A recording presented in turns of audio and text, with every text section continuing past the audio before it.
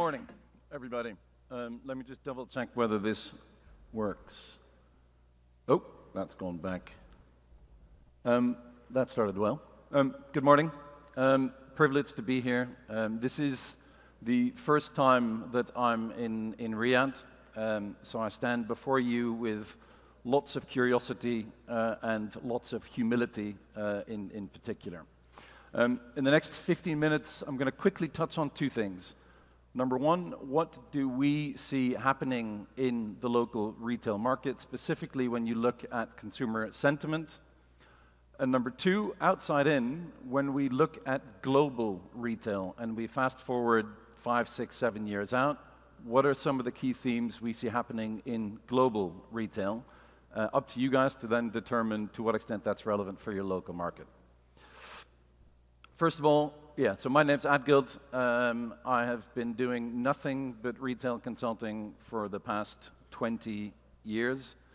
I absolutely love retail. I've committed my career to it, and hence I'm really excited to be here because it is crystal clear that in this region, special things are happening with retail that are different to what's happening in the rest of the world. So I'm here mainly to learn about what makes that unique here in Saudi. If you look from the outside in, these numbers, and in particular the growth rates that the local market here has delivered in the past few years and the years ahead, are growth rates that most retailers would kill for. That is a setting. That's quite a unique setting and one to be kind of, I guess, really proud and happy about.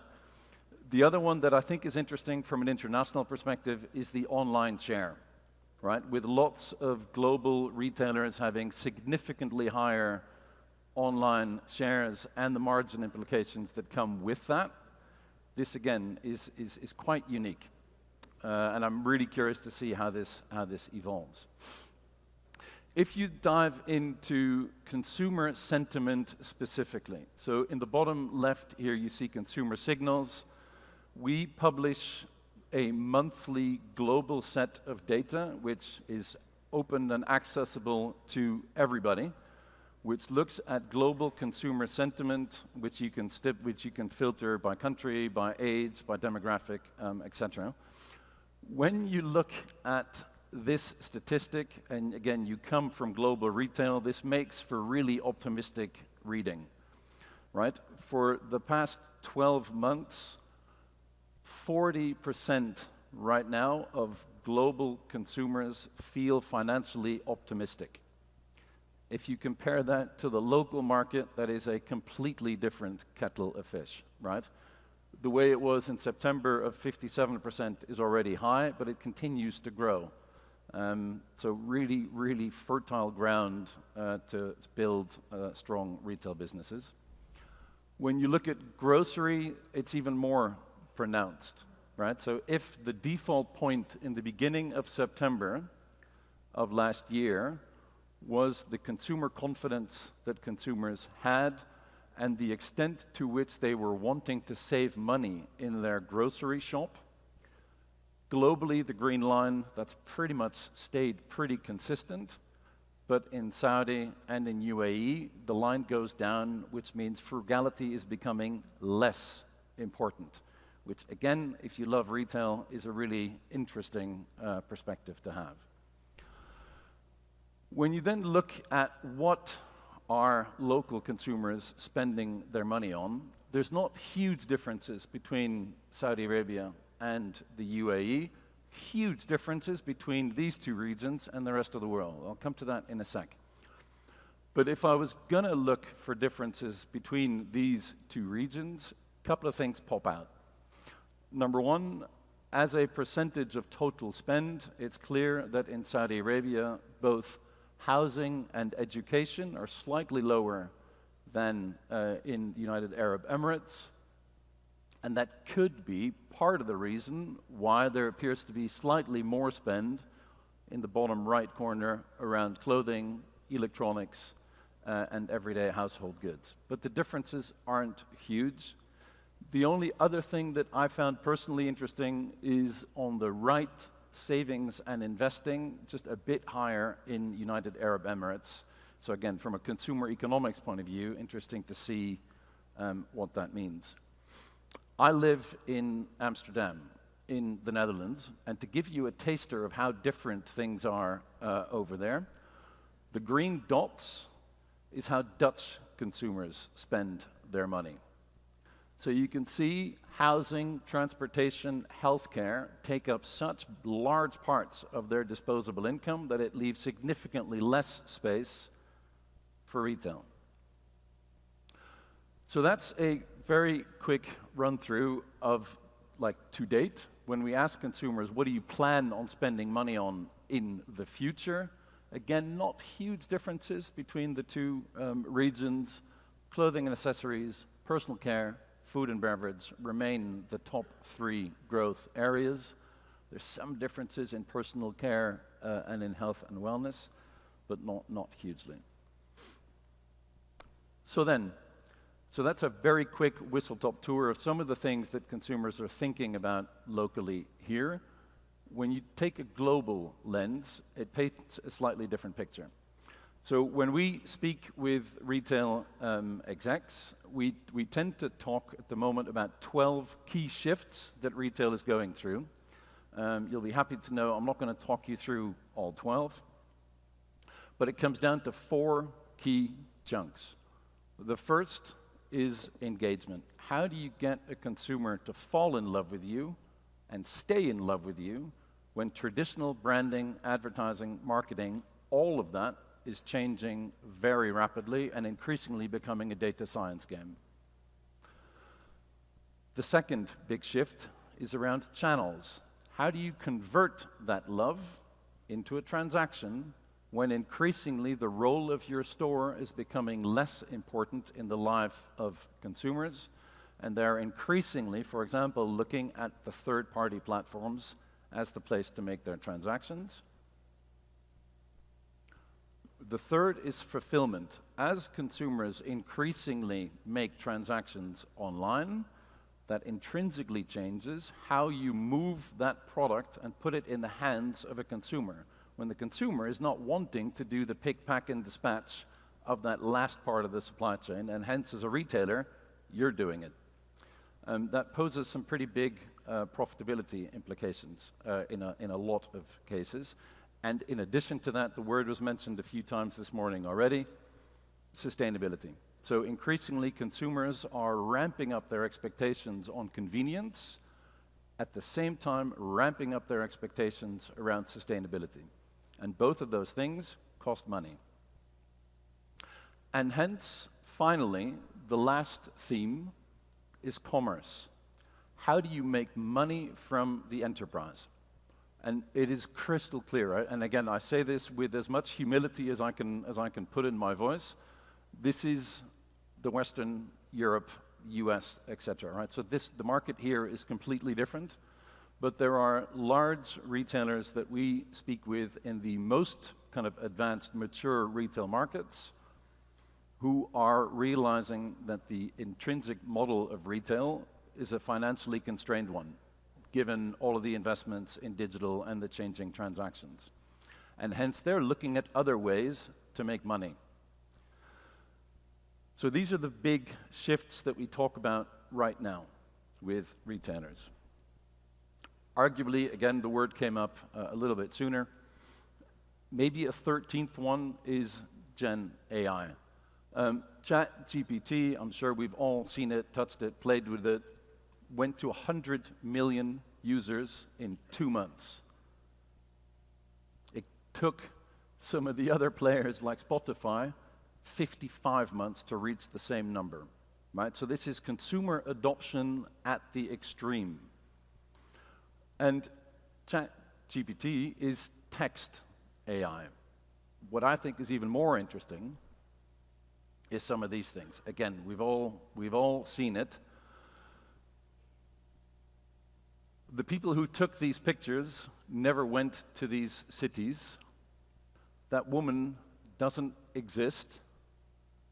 In addition to that, this content didn't cost tens of thousands of euros to make, nor weeks to produce and prepare. I kid you not, this was done by 2-3 junior data scientists from Deloitte, and it took them probably an hour. If you imagine what that means for how marketing functions are run, how brand functions are run, that poses, again, some pretty optimistic perspectives on the cost side of marketing and engagement, but it also poses some really interesting questions on the potential of hyper personalization. Because if I know exactly who you are and what you enjoy looking at, what you enjoy doing, then I just tailor the content exactly to whatever it is that I know you really like. And if I decide, actually, maybe it looks cooler with a boombox next to it, or maybe we need to put a girl next to it, or actually, you know what, maybe the apartment building's a bit of a bad backdrop, maybe it should be in front of a park. Click, click, click. Seconds, and the new content is generated. Right? And so we're working with many of kind of the world's big retailers at experimenting with this. This is just one example of what's happening in marketing and branding. Same things happening in supply chain, same things happening in sourcing, etc. The other theme that I spend a lot of time talking with retailers about is the theme of kind of waves of disruption, and that these waves seem to be accelerating, right? And so many retailers, way back when, we had a store and we had 100 of those stores, and that was our retail business. And then we realized, actually, there's different shopping missions, so we need different types of stores, multiple formats. And then e-commerce came along, and then the smartphone came along, and then the contact center came along. Most retailers in Europe, for example, where I spend most of my time, are just about getting their heads around omnichannel. Because again, the word came up a couple of times this morning around data, artificial intelligence, etc. Technology. This is incredibly hard to do and to do properly. What's over the horizon and what's been impacting Western retail for about 3 to 5 years is the platformization. So the Alibabas from China, the JDs from China, Amazon, Zalando, Bol.com, etc. The technology platforms who are building single locations where whatever it is that I want to buy, that's where I go. And all of these platforms are becoming more and more magnets for retail transactions. And again, Western retailers are struggling with how to take advantage of this opportunity and how to deal with it. And then the last one, which I think is like on the cusp of becoming a thing, but is social. And then specifically, social commerce. So as more and more of my digital life takes place on the digital social media platforms, TikTok, Instagram, Pinterest, Facebook, you know it, more and more of those players are experimenting with buy here enablers, right? And the reality is they know more about me and my inner secrets and what excites me and what makes me happy and what my triggers are than most people. And so they're starting to experiment with adding buy buttons on that social media platform, which they then connect with B2C transactions directly with the manufacturers. They then connect with the fulfillment providers, and before you know it, I'm doing retail transactions on social media. It's a few years away, also in Europe and the US, but over the horizon, I do believe that this is coming. This is, I think, never happened in the history of me doing presentations, but I'm going to finish on time. Two key, oh no, shoot, I'm not going to finish on time, because this is an important point as well. Asset monetization. I'm going to do this in 30 seconds. Quite a lot of my retail clients are thinking about the assets that they have and how they can make money from that. Data was mentioned. There are grocery retailers who are planning to make a lot of profit from the selling of their data, either as data or as advertising know-how to become advertising companies.